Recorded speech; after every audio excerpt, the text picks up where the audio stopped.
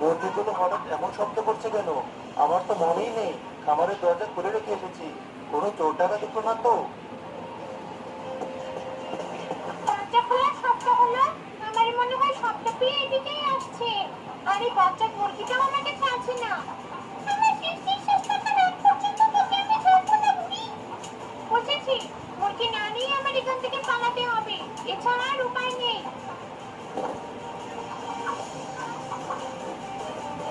বুড়ি আমাকে থেকে ভয় পালাচ্ছি, সাহস থাকলে আবার এখানে আসিস, তোকে দেখে নেবো।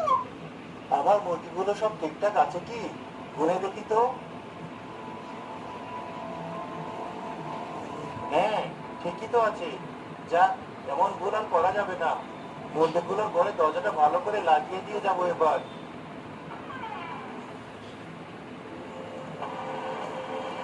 যাক, কাজটা। এখন যে কিভাবে নিজের খাবারের ব্যবস্থা করবো কিছুই বুঝতে পারছি না।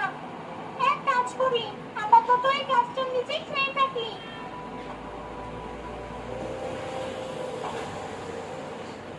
সে কখন থেকে দেখছি বুড়িমাটা গাছের নিচে ঘুমিয়ে আছে। মনে হয় না খেয়ে আছি। আমি একটু তার কাছে গিয়ে দেখি কিছু লাগবে কিনা।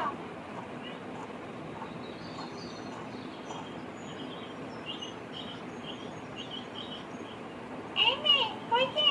আমার কাছে কি চাস? অনেকক্ষণ থেকে আমি লক্ষ্য করছি আপনি গাছের নিচে বসে আছেন। আপনার খুব খিদে পেয়েছে হয়তো, তাই আপনাকে ডিমটা দিতে এলাম। এই সামান্য একটা ডিম খেতে হবে আমার? আমার কাছে আপনাকে দেওয়ার মতো এই ডিম ছাড়া আর কিছু নেই।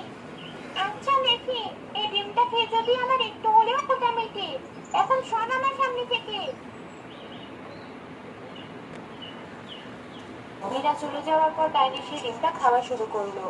এক কামড় দিয়ে ডিমটা ভালো লাগার পর পুরো ডিমটাই সে তার মুখে ভরে নিল।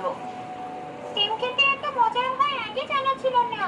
এই সামান্য ছোট একটা ডিম খাওয়ার পরই আমার শরীরটা বেশ ভালো লাগছে। আরো কয়েকটা ডিম খেতে পারলে খুব ভালো হতো। দেখি তো ওই মেয়েটার বাড়ি কোথায়, ওখানে আরো ডিম আছে নাকি।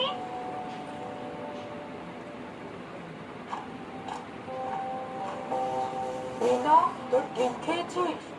না মানে? যা, তোর দাদিকে সেদ্ধ ডিমটা দিয়ে আয়। তোর দাদি তো সেদ্ধ ডিম খেতে ভালোবাসে। ঠিক আছে মা, এখনই দিয়ে আসছি।